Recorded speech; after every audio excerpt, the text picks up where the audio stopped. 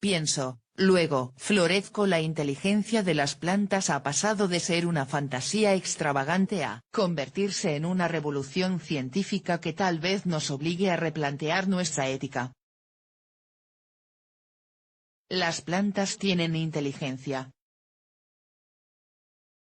Y no es una locura, sino una aplicación literal del diccionario. Según el DRAE, inteligencia es la capacidad de entender o comprender, o la capacidad de resolver problemas, entre otras acepciones. Y si les parece que todo esto no está al alcance de una humilde lechuga, repasemos la lista de las capacidades confirmadas en las plantas que enumera, para el español el botánico de la Universidad de Haifa, Israel, Simchaleb Yadun. Las plantas ven en el espectro rojo lejano con su sistema de fitocromos. En función de la estación, deciden sobre su crecimiento, floración, germinación y pérdida de las hojas. Recuerdan las condiciones pasadas, incluyendo los factores climáticos y los ataques de los herbívoros. Pueden oír voces, y en función de ello cambian la expresión de sus genes y la dirección de crecimiento. Huelen a sus vecinos y enemigos. Toman decisiones de acuerdo a diversos estímulos ambientales, manipulan a los animales para que las polinicen, dispersan sus semillas, se defienden y atacan. Señalizan visual y químicamente que son peligrosas y no provechosas. Sí, son inteligentes. Zanjaleb Yadun, el polígrafo y el tronco del Brasil. ¿Creencias New Age abraza árboles? ¿Pseudociencia maquillada? No puede negarse, que precisamente así nació la atención a las plantas como algo más que adornos inmóviles. Todo comenzó en la madrugada del 2 de febrero de 1966, cuando al especialista en interrogatorios y antiguo empleado de la CIA Cleve Baxter se le ocurrió, después de una noche sin dormir, conectar su polígrafo a un tronco del Brasil que su secretaria había comprado para decorar su oficina. Llevado por la curiosidad, Baxter decidió entonces prenderle fuego a una de sus hojas, pero no llegó a hacerlo, ya que solo este pensamiento disparó la aguja del polígrafo enchufado a la planta. O eso dijo Baxter. De todo lo que ocurrió a partir de aquella mañana dieron cuenta en 1973 los periodistas Peter Tompkins y Christopher Bird en La vida secreta de las plantas. En plena efervescencia del Flower Power, la era de Acuario, el amor libre y la psicodelia, cuando los Steppenwolf recomendaban fumarse la hierba en lugar de pisarla, el libro fue para muchos una iluminación. Los experimentos de Baxter revelaban que las plantas entendían y sentían, no solo respondían al daño, sino a la simple intención de hacer daño, e incluso reconocían al asesino de una congénere en una rueda de sospechosos. Naturalmente, el libro de Tompkins y Bird fue un bombazo internacional. Y también naturalmente, los experimentos de Baxter fueron ampliamente desacreditados y refutados por toda la comunidad científica, ya que eran pura fantasía sobrenatural. Pero sin necesidad de atribuir a las plantas poderes paranormales tales como leer la mente humana, algunos científicos auténticos comenzaron a estudiar y descubrir capacidades vegetales reales que resultaban casi tan asombrosas como las pretendidas por Baxter. Cuidado, herbívoro. En los años 80, las investigaciones comenzaron a revelar que las plantas no solo emplean complejos sistemas hormonales en respuesta a los ataques de herbívoros, sino que pueden transmitir mensajes por el aire gracias a sustancias volátiles como el etileno y el metilhasmonato. Estas señales químicas llegan a sus vecinas, incluso de diferentes especies, que actúan en consecuencia, produciendo compuestos defensivos para evitar ser devoradas. Pero esto es solo el principio. La mimosa pudica pliega sus hojas en respuesta a posibles agresiones, tales como el tacto. Cuando la investigadora de la Universidad de Australia Occidental Mónica Gagliano comenzó a dejar caer mimosas desde una altura de 15 centímetros, tal vez hubo quien pensó que se había vuelto loca. El experimento de Gagliano mostró que en las primeras caídas las mimosas cerraban sus hojas, hasta que se habituaban al comprobar que aquel estímulo no era dañino.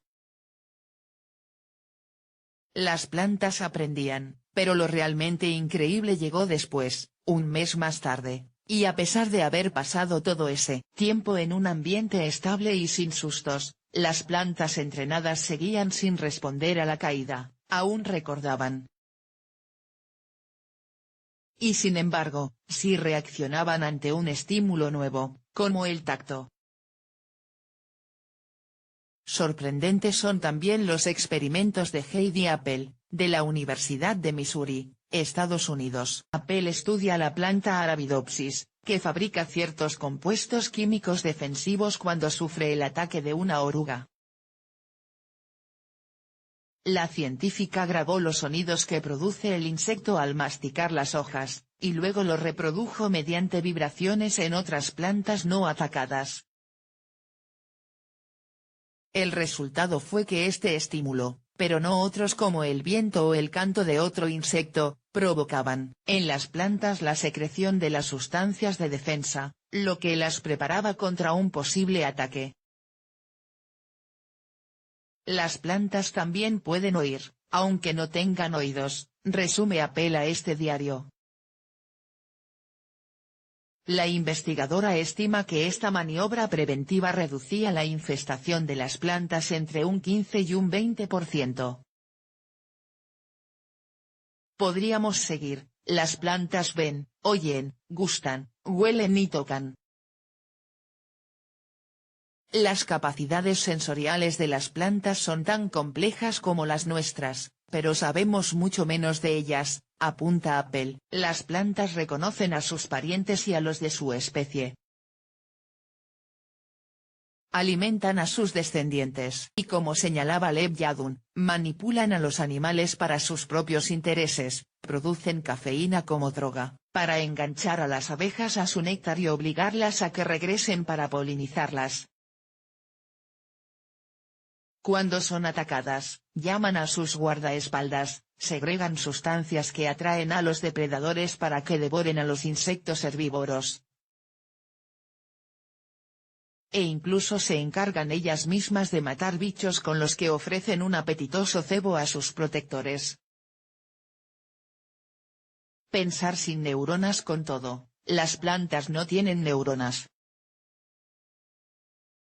Y solemos dar por hecho que es imposible hablar de inteligencia sin poner algunas neuronas encima de la mesa, pero, ¿qué son las neuronas?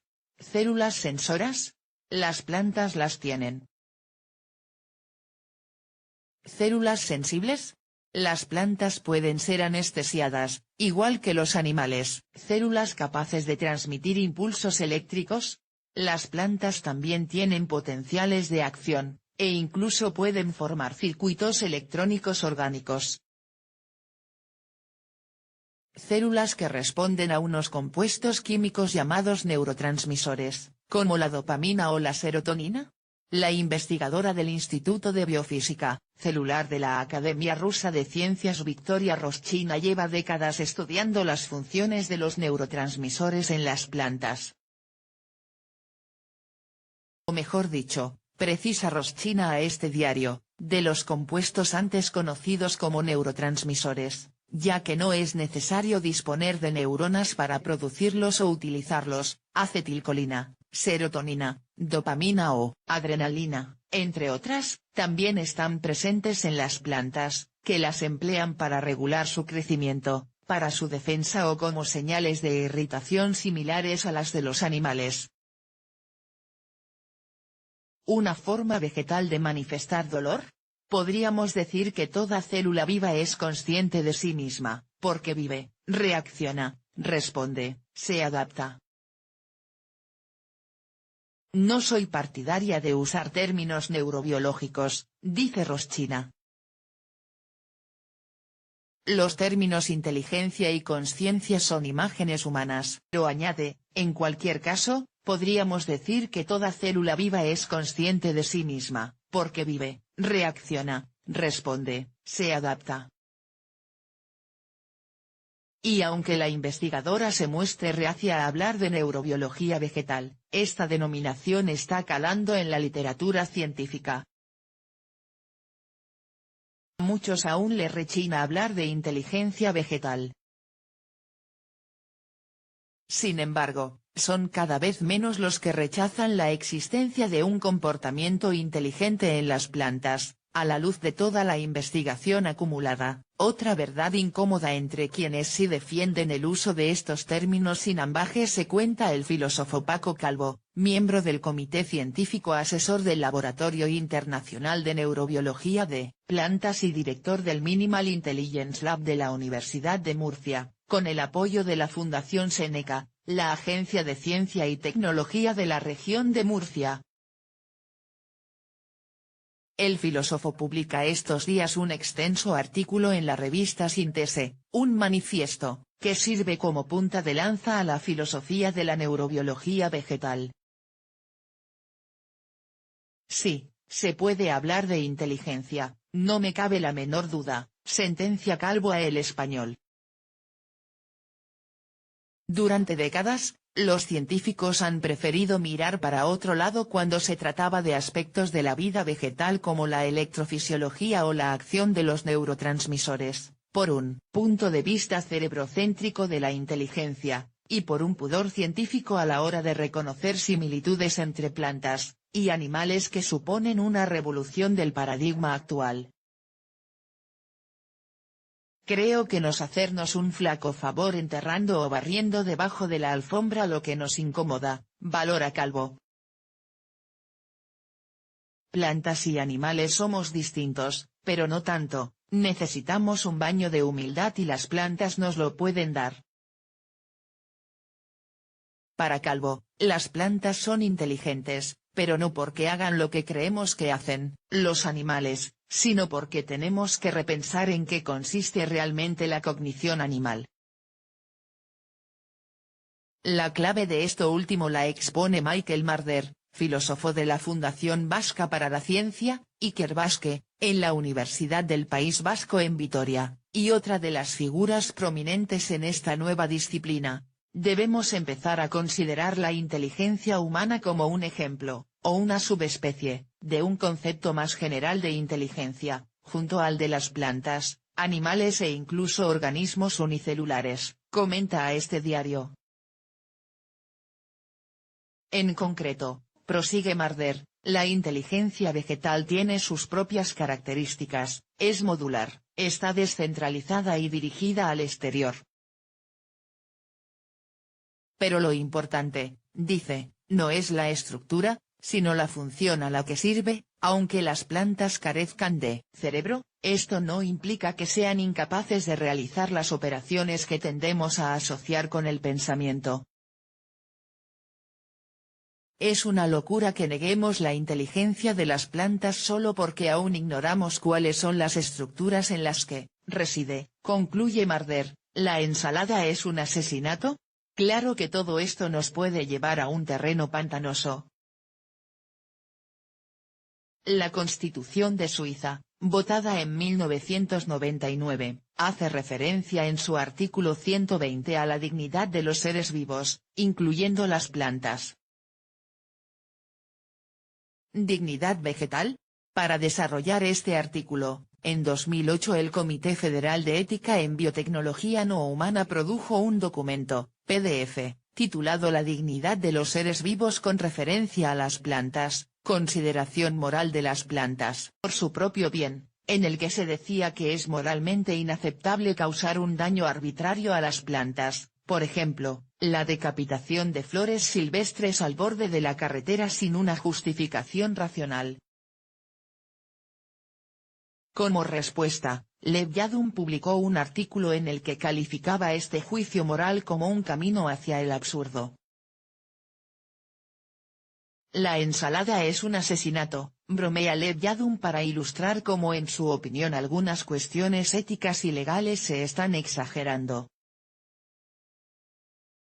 El botánico teme que los especialistas del extremismo conviertan la defensa vegetal en un nuevo equivalente a la facción más radicalizada del animalismo. En cambio, Marder juzga que estamos obligados a reconsiderar el modo en que tratamos a las plantas, aunque, aún habrá que encontrar este modo, que deberá atender al ser comunitario más que al individual. Por su parte, Appel recomienda cautela, hasta que comprendamos mejor la vida sensorial de las plantas. No veo manera de sostener puntos de vista éticos específicos sobre su tratamiento como comida. Calvo también opina que actualmente cualquier pronunciamiento sería prematuro, como repensar nuestros compromisos éticos a la luz de la investigación de la neurobiología vegetal es algo para empezar a preguntárnoslo, pero no para terminar de responderlo. El pensador recomienda, ante todo, mucha calma. Al fin y al cabo, si algo también distingue a las plantas, es que no tienen ninguna prisa.